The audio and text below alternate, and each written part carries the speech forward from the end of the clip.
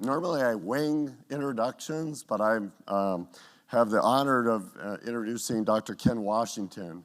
And his resume is so impressive that I don't want to miss anything, so I'm going to read most of it. So Ken serves as the Senior Vice President and Chief Technical and Innovation Officer at Medtronic.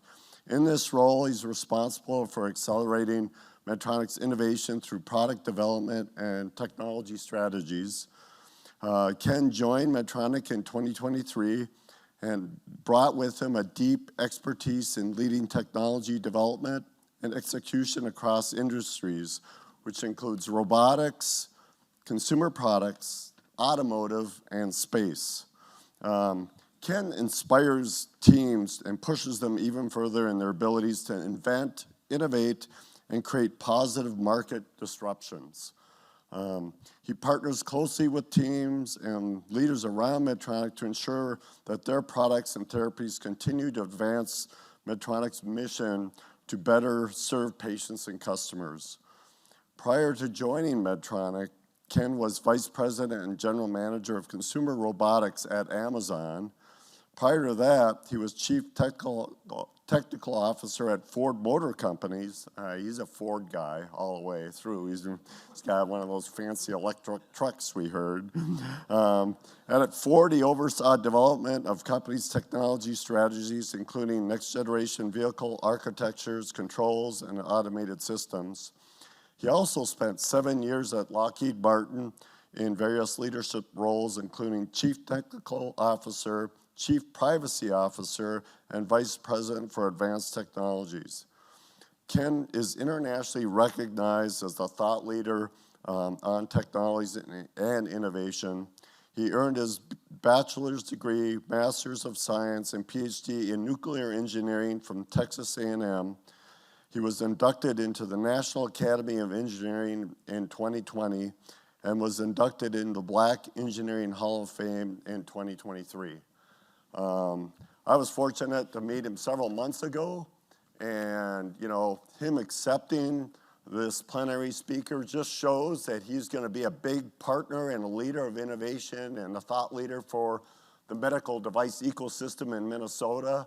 And we're very excited that you're here and joining us, and we look forward to a long-standing relationship with the University of Minnesota, and we look forward to hearing your talk on perspectives for AI in healthcare. So Ken, please. Thank you, Paul, for that warm introduction, and good morning, everyone. It's really fantastic to be here. As I was thinking about what I would talk about today, I wanted to really share with you how I think about artificial intelligence and why it matters for what we do in healthcare, and specifically in health tech. And here's the good news. We're not starting from zero. There's a lot of momentum that already exists in how the healthcare industry is digging into the opportunity to take advantage of data and digital and artificial intelligence technology to revolutionize healthcare. The hard part is it's not going to be easy, because this is a different kind of industry. So I wanted to start by just sharing with you a couple of stories, maybe one story, because you heard from my resume that I spent some time in the automotive industry. And before going to the automotive industry as an employee, as an executive of the company, I very much was a car guy. I loved cars. I still love cars. I own 6 cars. I'm a little embarrassed by that, but in my defense, 2 of them are electric. So I was really a car guy, and I remember my first, what I call luxury car, was a 2004 BMW i7. I loved that car. It was awesome. I thought it was the most advanced technical achievement in the automotive industry, because I had a map in my car. It was about that big. And I had a phone in my car. It was wired into the car. And it was about that big. Okay? But, I thought I had arrived, right? And it was really cool for the time. But I'm telling you that story because I want you to contrast that from 2004. My BMW that was the cream of the crop of luxury automotive. Contrast that with my 2024 Tesla Model S that has seamless connectivity, one of these. I walk up to it, the door's open, the car starts. It's got a map about that big in it, right? And the experience is totally different, right? And most of us have lived through a transformation like that. Well, what drove that transformation from the 2004 BMW, pseudo-digital experience to the 2024 completely immersive automotive, digitally native experience? And I picked on Tesla, but I could have picked on, my Ford F-150 Lightning or, my Corvette or whatever. Pick your favorite modern car. They all have digital creature comforts in them. And the experience of driving them is totally different than it was 20 years ago. So in those 20 years, we have become soothed by technology and our experience in mobility. And I picked on automotive because I lived in that industry, but I could have chosen almost any industry. I could have chosen consumer products where in 2004, to play music for my family, I would dig through my CD collection or my album collection, go to my stereo and put it on, as opposed to today, I just say, Alexa, play Teddy Pendergrass or whatever, and it happens. Contrast that with the med tech and the medical industry experience. When was the last time you went to the doctor? Maybe a week ago, a couple weeks ago, sometime in 2024. Compare that to when you went to the doctor 20 years ago, if you're over 25, which some of us in this room are not, but I am. And I remember going to the doctor in the early 2000s. The experience is not that different today. I mean, it's a little different. In many ways, it's worse, right? It takes longer. When you interact with your physician, they're staring at a computer as opposed to staring at you. My ambition and my vision for AI in healthcare is to change that. We should be activating the digital experience of patients with AI and digital in healthcare the same way that we've activated it in automotive, in consumer products, in transportation, in defense, because I lived in the defense industry too. So that's the punchline. So I've given my whole talk basically, which is we have to activate, and there's people those of us in this room, we have to activate the future of healthcare with AI and digital connectivity and technology. And it's not going to be easy, but we know what the reward is. The reward is the vision that many people have talked about for a long time, and we know it's coming, but it's not here yet. And that's the vision of personalized digital wellness, where my physician, the healthcare system knows who I am. They know what I need. They predict my needs, and my care is personalized to me. And outcomes are excellent, and the experience is curated. That's a fantastic vision and goal. To get there, we have to go through a number of transitions. Many of us are here in this fourth stage already, where we're already seeing the advantages of telemedicine and automatic health monitors, like insertable cardiac monitors. On the Medtronic table outside, you'll see our insertable cardiac monitor that's the size of a paperclip that can monitor for AFibs, can save a person's life. That wasn't possible, 20 years ago. So the technology is moving, and we're experiencing some of that digital revolution today. But it's not personalized, and it's not available for everyone. And so the vision for getting to this personalized healthcare is going to take some steps, that we have to think about how to navigate. So I want to talk about how should we be navigating through those steps over the course of our journey. And that's what I'm going to spend most of my time on. As I mentioned, many of us are here today. So I'll share with you in my talk a couple of examples of how we are here today. Where are we experiencing AI in health tech today? And how is Medtronic, as the example, and if this was my colleagues from the other sponsors up here talking, they would give their version of these examples. But the important point is that there are examples of how AI is activating this vision today. And we're moving toward that vision of a world where we have personalized healthcare. It's important to spend a few minutes on definitions. And everybody in this room knows about AI and the revolution that's happening around us because it's embedded in our daily lives. You know, you can't avoid it. In fact, we did some surveys, and it turns out that something like 70% of people think that they don't use AI, where 90% of people use AI every day. It's just like embedded in society. You know, it's baked into how we drive our cars. It's baked into, you know, how we interact with our homes. And so it's important to spend a few moments on definitions. So first of all, AI has been around for a long time.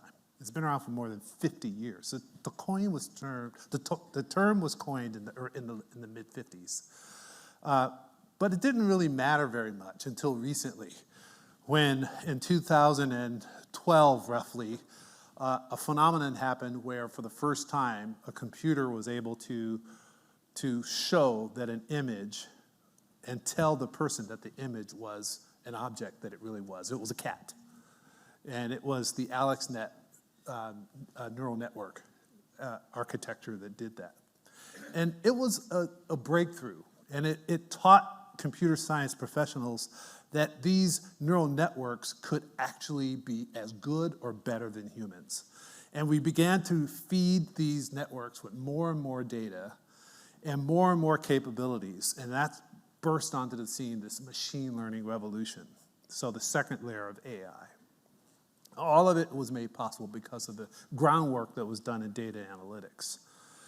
And the machine learning revolution had another breakthrough in roughly the 2017 timeframe, where the transformers burst onto the scene, where deep learning networks became possible. And these deep learning networks could be built very large in what's called foundational models.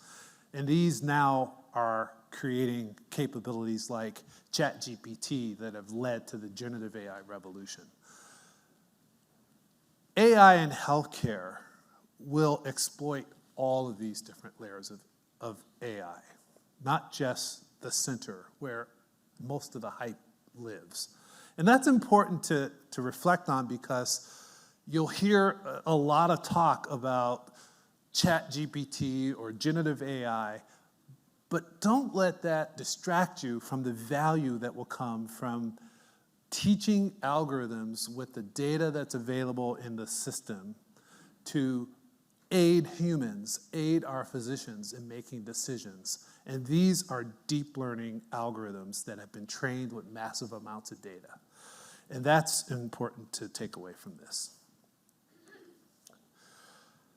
So we're living at a time where there's a lot of promise. There's a surge in spending in terms of how to harness that data, how to take advantage of scientific achievements, and to wire everything up in a digital way to build these alternative care models, and to build these deep learning models, and to build these architectures so we can move toward these AI-enabled therapies and devices.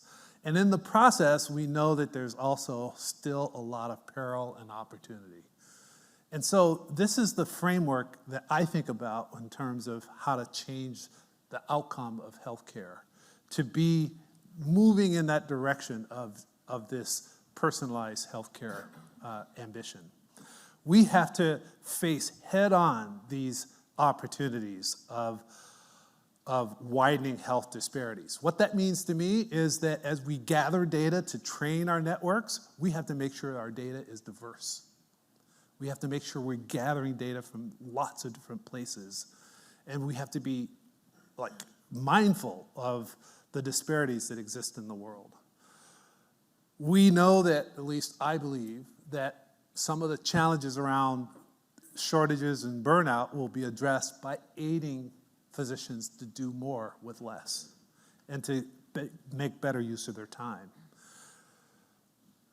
I could go on, but the point is that technology matters here because it can help ease the challenge of these perils and opportunities while delivering on the promise. It's not going to happen overnight because we have to deal with some special attributes associated with applying AI in healthcare, having to do with evolving the clinical mechanisms of going through clinical trials and getting regulatory approval, and the dynamics of customer relations and dealing with patient readiness, because not all patients will eagerly accept new technology because you're dealing with very personal issues here. And of course, there are all these complexities around payers and policy changes and the regulatory environment. Regulators are not yet ready to embrace some of these new technologies. We have to bring them along. This is why I'm encouraging all of my colleagues and my team to be active in the regulatory space as well as in the technical space. And then the two that I'm going to spend a little more time on is tech readiness and data readiness. Because the tech readiness and data readiness are requirements in order for AI to matter in healthcare. It's easy in digital native companies like Amazon to be tech ready and data ready. I spent 2 years building a first-to-world product of a home robot that autonomously navigated around your home, helped protect your home when you're not there, it entertained you when you were there. It was a native Alexa device. It was the coolest thing that I've worked on in a long time. But the reason I'm telling you that story is because the work that we did to bring that product to life was all about the technology and the enablement of that technology and solving complex SLAM algorithms and dealing with the validation in different home environments under different lighting conditions and safety considerations of ensuring that it didn't fall downstairs and hurt people. And we didn't have to deal with anything associated with regulatory approval or consumer acceptance. Of course, there were some privacy issues we had to deal with, but it was relatively easy to work through the knothole of tech readiness and data readiness. That's not going to be the case in healthcare. So we've got some special work to do there. When it comes to the challenges that I spoke about a few minutes ago around the challenges of the society and acceptance of AI and the payer policy challenges and regulatory challenges, it puts on us a responsibility to think about AI in very deep terms of responsibility.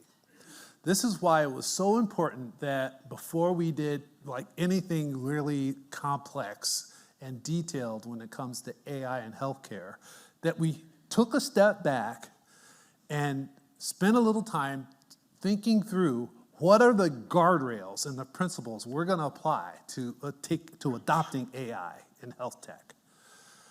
These guardrails were so important, and they guide us every day.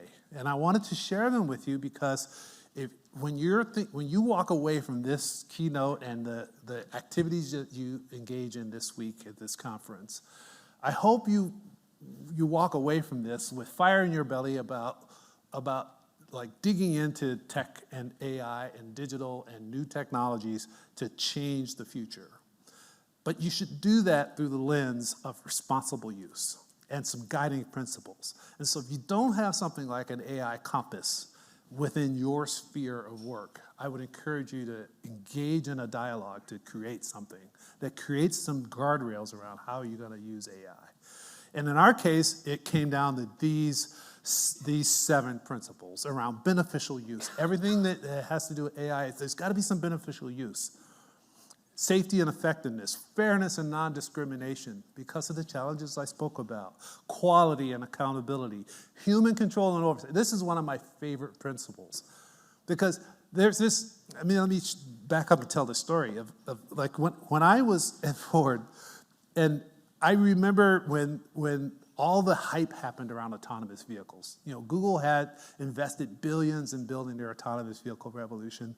That you saw commercials on TV with people sleeping in the back seat, having their cars driving to work, or people were talking about cars driving their kids to soccer practice while they stayed home and cooked dinner. None of that happened, right? None of that happened because to replace a human to do a complex task like driving in traffic is like crazy hard. The same is true when it comes to health tech. You don't want to even think about, in my opinion, replacing a human when it comes to healthcare. This is about aiding humans to be better, to do things that humans focus on. So our compass says human control and oversight is fundamental. And the AI and the tech is to aid and assist and supercharge that human. So that's one of the key principles of our tenets. Privacy and security, and last but not least is transparency. So these compass tenets help guide our thinking every day as we build out AI solutions.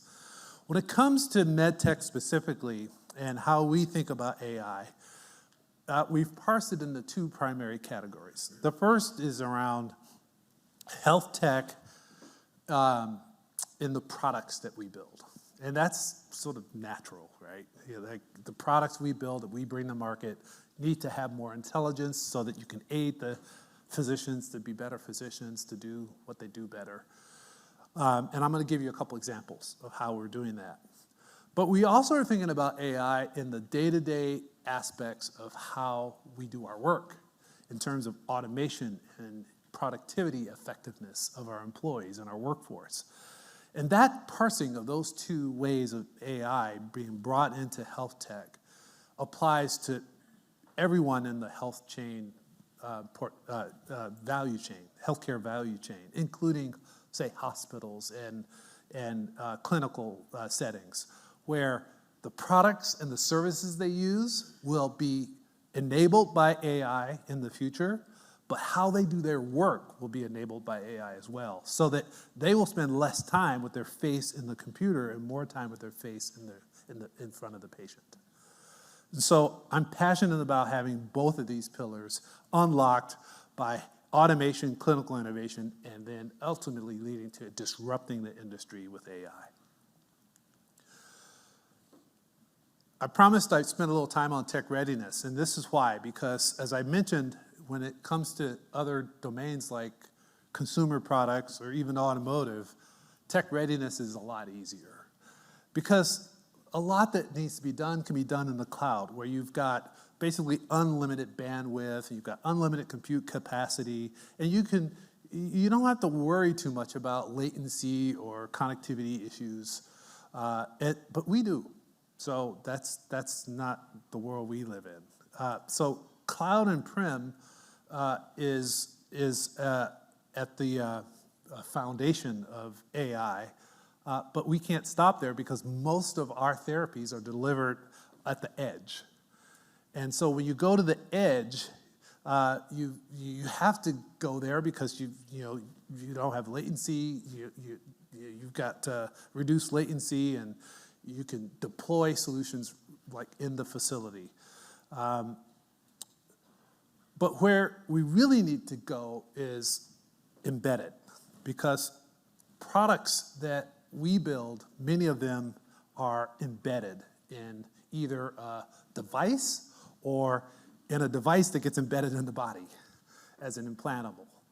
And these are personalized to be, and they can have algorithms that are personalized, and it is required in order to close the loop. To embed AI in a medical device is today beyond the state of the art. And this is why we have a ton of work to do in terms of tech readiness and health tech adoption of AI. When it comes to cloud and prem, the compute resources and the kind of AI reasoning that can be done on the cloud and even in the edge is powered by current generation AI computer chips that are 5 nanometers, sometimes even 3 nanometers. Well, the state-of-the-art embedded chip that we make at our Tempe campus in Arizona is 50 nanometers. And so we have a lot of work to do to get to the compute speed that can do reasoning in an embedded device. So here's the punchline. The punchline is we've got work to do to unlock the revolution of AI in embedded medical devices. But I have a lot of hope that we're going to be able to get there. On the data front, it's a similar story. When I interact with my colleagues in the tech community at major conferences or in other settings, they all start with the same message to me, which is, you guys are sitting on a mountain of data, and you've got like so much opportunity to transform that data into value. But the reality is our data looks like the upper left. It's a pile of messy, multicolored, non-organized Legos. If you wanted to build something out of that, you couldn't. It's too hard. You have to spend the time to sort it, label it, arrange it, and then present it so that you can use it in an algorithm to train your AI. That's 80% of the work in building an AI embedded device solution. So the reality is the mountain of data that we have available to us is not really available to us. So the data readiness work that we have to do is significant. But we know how to do it, and we just need to get on with it. So the examples that I want to share with you are examples of where we've done it. And those examples are pretty impressive. And I'll double click and give you some specifics on 2 of them. The first being the first real-time AI-assisted colonoscopy tool called GI Genius. It aids in the detection of colorectal polyps that allows a doctor to perform colonoscopies in a way that gives them superhuman capabilities. This is world-changing. We've built a touch surgery capability that allows physicians to review their experiences literally seconds afterwards in a digital environment. And this is changing the quality of the care that they provide. We're building an ecosystem for neurosurgery that's going to give image-guided precision healthcare capabilities to spinal surgeons called ABLE. Our MiniMed 780G system has an industry-leading AI algorithm for smart dosing that's changing the lives of people living with type 1 diabetes. And then last but not least is our Link 2 insertable cardiac monitor that is aided with an AI algorithm called AccuRhythm that reduces false positives by more than 50%. So these examples are examples of how we're changing the landscape of healthcare today. These are already in practice today. The bad news is it was hard to do all 5 of these therapies. It took a long time. It took a lot of work sorting those messy data Legos and training and doing the tech readiness to bring it to life and then taking it through the regulatory knothole. We want to make it easier so we can do this at scale, which is why we have built an AI Center of Excellence that's bringing together the technical experts and the regulatory experts working with partners in the industry to bottle the mechanisms that were required to build these therapies so we can then do that across the board at Medtronic. And I'm super excited about that. So I wanted to double click and show you some examples of GI Genius. This is This is GI Genius in action. You can actually see in real time as the doctor is doing the colonoscopy, it's like showing little green boxes in real time that says, that's a polyp, that may be a polyp, don't miss that, don't miss that, don't miss that. This leads to a 82% faster polyp recognition than doing it without this product. 99.7% sensitivity with less than 1% false positives, false activations. Industry changing, life changing. Our AI in our cardiac monitor called Link AccuRhythm, it's allowing for the algorithms that are optimized for a low energy device, because this has to live in your body for 7 years. And so the low energy nature of this device, it means that the signal coming out of the device has noise in it. And the algorithm filters that noise out to remove potential false positives. And it eliminates time wasted that the clinician otherwise would spend investigating those false positives, so that now they can focus on the ones that are likely to be real events. This has led to more than, where's my data? Here we go. 91% reduction in false alerts. More than 400 hours given back to the clinician in terms of time. So this is, again, game-changing, life-changing. I want to see this kind of impact in all the therapies we develop and deliver. So this is why the next phase is around building digital twins that will allow us to unlock that kind of value in all of our therapies that we develop. This is going to be the enabler for us to go at scale, to be able to understand how the body works. And Paul is doing this in the Visible Heart Lab. It's fantastic work. We need to do this for all parts of the body and all of the therapies we're developing, where we can actually unlock the opportunity for personalized healthcare. We're in the process of building some of these digital twins. We need to accelerate, and to do that acceleration, we have to do it in partnership with others, including places like the university. This is my vision. My vision is, and I picked an operating room, but I could have, this could have been, an ASC or a private practice. But the point is, at the delivery of therapy, my vision is that we're going to have, just look around this room, this operating room. You see all kinds of products and devices, screens. The doctors have devices in their hands. My vision is all of these therapies and devices will be connected to a digital ecosystem.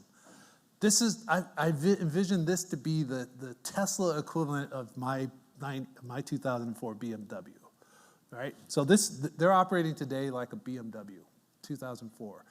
This will become like the 2024 Tesla, where the devices are all smart, they're connected, they're personalized.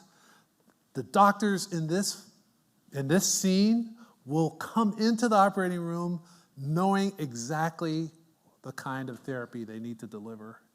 And the tools will be pre-programmed and optimized to do that delivery. And afterwards, they'll learn from what they did and make the next round better, just like my home robot does when it navigates into my house. So that vision is in the process of being unlocked. It won't happen without all of us in this room having fire in our belly, leaving today, building on the tech readiness and the data readiness required to make this possible in all the therapies we create. So thanks for allowing me to share with you my vision. I look forward to a future where technology and healthcare really are together, and the future of personalized healthcare becomes a reality. And I know it's going to happen. It'll happen because of people like you in this room. So thanks so much for being here and for being the contributors that you are. So thanks again for your time. Questions? Sure. All right. I'm being told I can entertain questions if you have them. I'm happy to do that. Take a few questions. First off, that was very inspirational. And we're excited that you're here and part of our ecosystem now. And we hope you return many, many times. I'd be happy to. All right. Okay. So do we have any questions for Dr. Washington. Yep.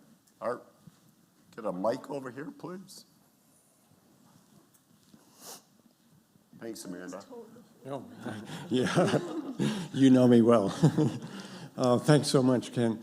You talked about data. Who owns the data? Can you talk about that a little bit? It's of concern, I think, for individuals and also companies and insurance companies and so forth.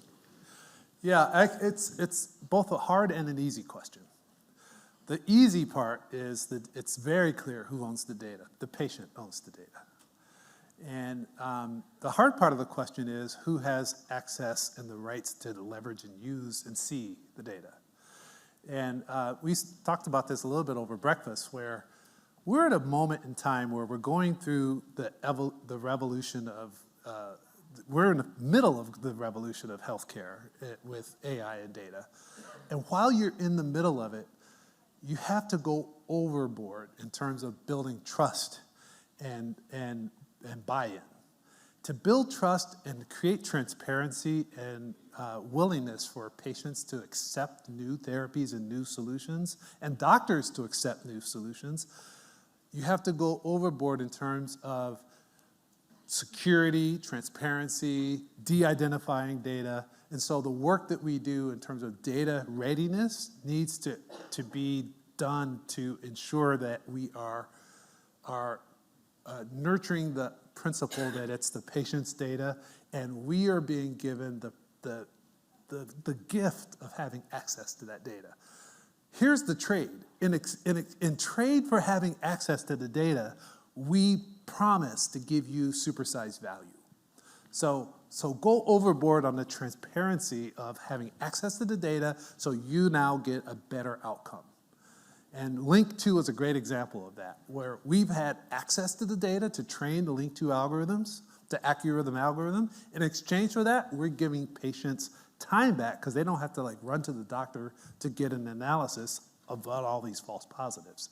So they're happy to give us access to that data, and we've given proof that it was worth it to have access to that data. Now, here's the second hard part of that question, which is there are complexities involving payers and providers. So you go to the typical hospital administrator and says, you've got access to a bunch of patient data because you're the provider, and you've got this patient agreement with the patients. They've given you access to their data. We'd like to have some access to that because we're working on this solution. We could actually create a product that's better for you. Well, they're getting asked for that data from Medtronic, Boston Scientific, Abbott, they don't know what to do. And so we need to help solve that dilemma. And we're in the process of now creating ways, building mechanisms to solve that dilemma, to help the administrators at the providers deal with the fact they're getting hit from multiple directions so they know what to do. Because right now they don't know what to do, and it's a big mess. So we're working through that. Data or is the patient's data, and the industry have to do a lot of work to, really arrange data, manipulate the data or use the data well. But at the end of the day, who benefits? The patient benefits from better clinical outcomes, but who pays for it? Yeah. I think that's another challenge that we're going through in this phase, that who pays for all the hard work that is done.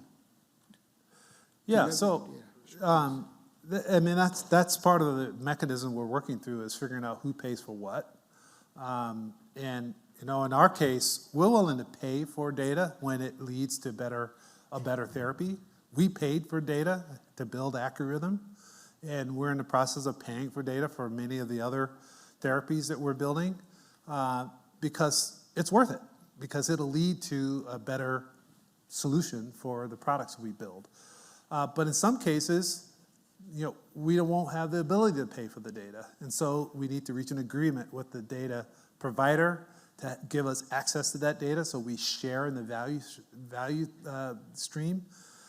I think we have to get creative about the models we use for data access, where all boats will rise when we use data in a responsible way, and we build solutions that benefit the patient, benefit providers, and benefit the actual tech company, the med tech companies building the products. That's not always the case, but if we can create those situations where everyone wins, you can negotiate the terms by which everyone wins, and then everyone can share in the payment. Because at the end of the day, it's all about creating better outcomes. Thanks, Ken. My question is just a slight spin on that. You're talking about a surgical suite and the data in there. It's not a contained ecosystem like a Tesla. You have multiple players that are involved. Where do you see the opportunities and obviously the challenges of industry collaboration to kind of raise that standard and access and execution of that data? Yeah, I love the question because it helps me, it gives me an opportunity to talk about the analogy. The analogy is actually really good. And because I think it, you know, a modern day digital car feels like a contained system, but it isn't. It's kind of like an operating room, you know, where you've got a bunch of stakeholders, you know, all the entertainment companies have a stake in the data. Spotify was in an absolute fist fight with Ford about who would have access to the driver data around listening to their data stream in the vehicle. You know, because they could tell if you're listening in the vehicle versus at home. And if you're listening to the vehicle, Ford said, well, it's our data. And Spotify said, no, it's our data because it's coming from Spotify. So there was a fist fight over that, right? Same with, you know, the suppliers around the products that get integrated into the vehicle cabin. There was a fist fight about who had access to the controls for mechanisms that were used in the wiper blades. I mean, that sounds kind of silly, right? But the manufacturer of the wiper blade motor says, oh, no, that's our wiper blade controller. We know exactly who's using what. So they could actually monetize the use of the wipers and sell it as a microservice to the weather companies, right? So it's not a closed system at all. So they had to navigate through all the messiness around data access, and at the end of the day, it was the user who owns the data, and they had to be convinced that they had an arrangement.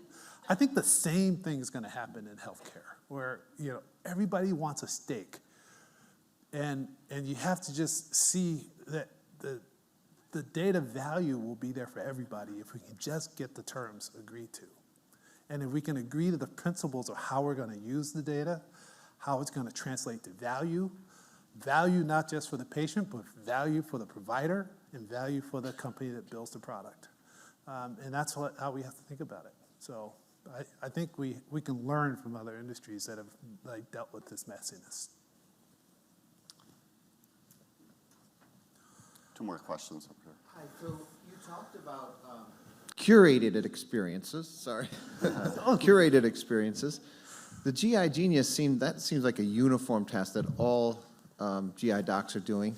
But then you talk about some feedback after surgery. Can you talk about the way surgeons have different preferences about the way they go about things? It seems like you're talking about learning that and then directing your workflows and user interfaces to learn the surgeon's preferences. Is that coming? Yeah, no, that's right. GI Genius is it's a great first step of a therapy that has AI in it. But you're correct that it doesn't have to be personalized. Colorectal cancer is colorectal cancer and polyps are polyps. But at the same time, it's taught us how to go through the process of getting a tool approved by FDA, how to curate the data, how to train an algorithm. At the next level, where physicians will have preferences, where there's the therapy will be a little more complex and involves personalized opportunities, we can learn from the actual experience that is delivered in the first instance to make the second instance better. This is why the touch surgery example that I shared is so important, because this is giving us the ability to actually catalog how the experience went. So we can learn from, well, what happened? Was that an optimized procedure? What were the preferences that particular physician used? So that you can then train the algorithm to tailor to that. So when the physician comes back the next time, it goes, oh, you're physician X. Last time you did this procedure, here's what you did. And you cataloged after you reviewed it that you could have done Y and Z, like Y prime and Z prime. And it'll know that. And it'll actually then feed that back into the system. So this personalized approach will apply to video capture, it'll apply to the use by the physician, it'll apply to the location, the patient that it was operated on. All of it's gonna come together, but it's gonna take time. But I think that the personalization is where the key is. There's a question right here, Amanda. Here, that she's been waiting. Oh, right here first, up here. I mean, what kind of technological innovations would you like to see to make this a reality? I mean, what could people around here create for you? The one that there's a lot happening already. I just want to see mature. But probably the biggest gap I see is in the tech readiness slide that I shared. I would love to see medical grade embedded TPUs be developed. That would be awesome. They don't exist today. We're talking to multiple chip companies about how to work with us to build out medical grade reasoning and training chips. NVIDIA has made a big step in the direction of building HoloScan. I'm a big fan of that platform. GI Genius is built on top of HoloScan, so is touch surgery. But we need to take it to the next level. They're not motivated to make that happen because of the scale of our industry. So I'd love to see that kind of imaging level and the reasoning and also training chips to be able to embed a training chip into a link device or a cardiac or a pacemaker or a neurostimulator or a DPS module. I'd love to have that kind of capability available at scale at a reasonable cost so that we could build next generation products and devices that are intelligent and that have medical grade devices in them. That's not available today, but you asked me for my wish list. That's on my wish list. One last question back here, and then we'll finish up. With the way that AI would be used in healthcare in the future, do you foresee any risk in AI learning like maladaptive or harmful biases, and how would those risks be mitigated? Yeah, I absolutely see a ton of risk. And with any promising technology like AI comes risk as well as reward. The key to navigating through that risk is keeping principles around beneficial use and security and privacy and in front of us. And we can't compromise that. Every AI solution that we build has to be taken through the mechanism and the process of validating and security and quality and privacy controls, best practices, et cetera, et cetera, et cetera. So this is why I spent so much time on the AI Compass slide, because we have to keep those principles in front of us to mitigate the risk of AI as we apply it to healthcare. Because like any industry, where there's great promise, there's potential for great peril. And we have to be the stewards of navigating through that peril to deliver on the promise. I don't want us to shy away from the opportunity because of the risk and the peril, because the patients deserve to benefit from this technology. And if we don't do it, somebody else will. And so we have to own that outcome, and we have to own it in a way that is done through the lens of some set of proven and accepted principles for appropriate use and deployment. Well, thanks, Ken, for sharing your knowledge from It was my bringing pleasure. it from all the different industries to healthcare. So thank you very much.